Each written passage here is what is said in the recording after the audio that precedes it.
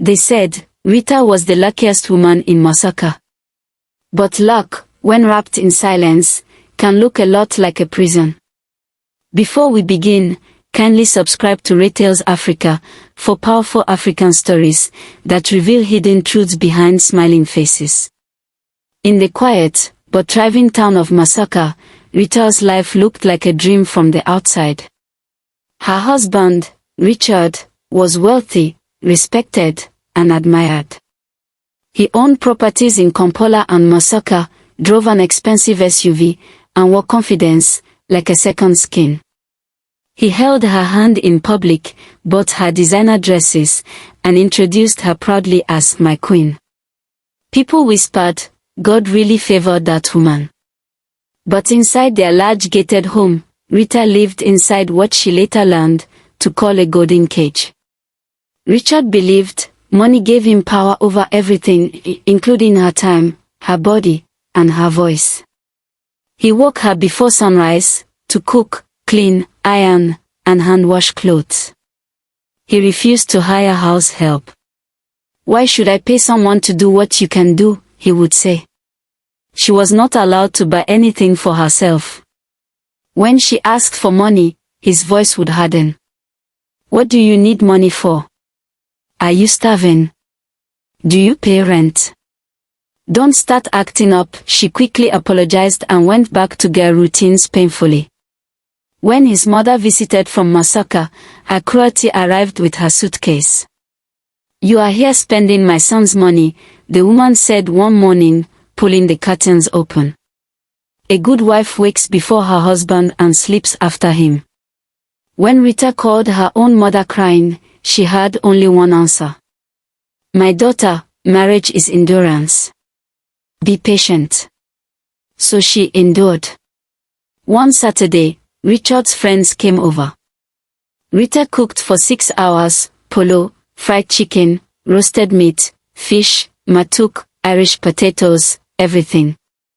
By the time she served them, her back ached, and sweat stained her dress. She barely sat down when Richard snapped, Bring water.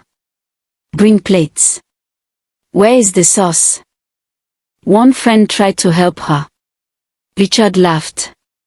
A good wife must always be active. The men laughed with him. Ritah felt embarrassed and invisible. She quietly did as told and walked away broken. That night, Ritah cried. Why do you treat everyone better than me? She asked him. You pretended to love me just to marry me. Richard didn't even blink. Call it whatever you want. I'm not explaining myself, he backed and walked away. That was the night something inside her began to crack. Ritah learned how to smile. She smiled at church. She smiled at weddings. She smiled when people said, You are blessed. But inside, she felt invisible. Richard began having affairs. When she confronted him, trembling, he replied coldly. I don't owe you explanations. Know your place, and he angrily stormed out of the house. Her heart broke, but her spirit woke up. She asked to walk. At first, he refused. Later, he agreed on one condition. If you walk, don't ask me for money again, she agreed. So she walked. She paid her own bills. She dressed herself. She still acted like the perfect wife in public. But privately, she stopped begging. She stopped chasing affection. Stopped explaining her pain. Stopped trying to fix what only respect could heal. At a women's business expo in Kampala, she met Daniel, a calm, wealthy man who treated her with dignity. He listened. He asked questions. He cared. Her friend whispered, Choose this man. Ritah refused. I will not escape one cage only to enter another, she said. She chose herself. Quietly, she began buying land. Investing. Building her own empire in silence. Richard noticed. She glowed differently. She laughed without him. She no longer fought. Fear entered him. He tried provoking her. She stayed calm. He realized something terrifying. If she left now, she would not need him. And realized his wife had already walked away from their marriage. Though she was still in the house, he made up his mind to work on his marriage. He didn't want to lose his wife. Richard changed. Not for show. He was genuine. He hired house staff. He sent her personal money. He brought flowers. He took her to dinner.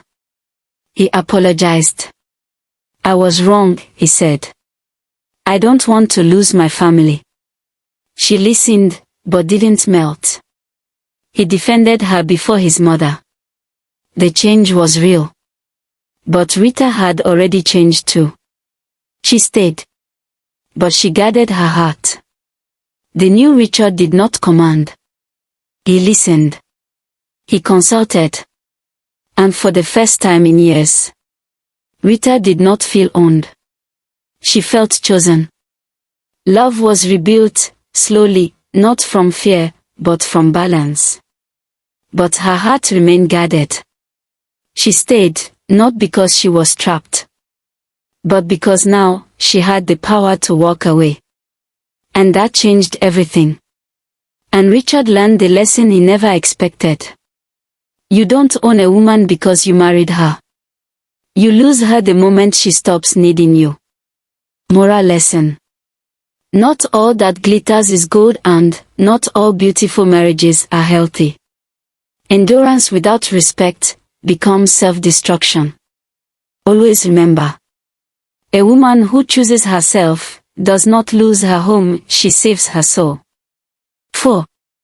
Love that survives must be rooted in dignity, not control. Some marriages shine in public and bleed in private. The most powerful escape is not running away. It is choosing yourself until the cage opens on its own. Some houses shine like gold, but echo with silent pain. And sometimes, the strongest revolution is a woman who stops begging and starts living. This has been Ritah's Africa, where African stories expose hidden truths and heal broken hearts. Like, share and subscribe. For more tales that teach and stories that stay, thank you.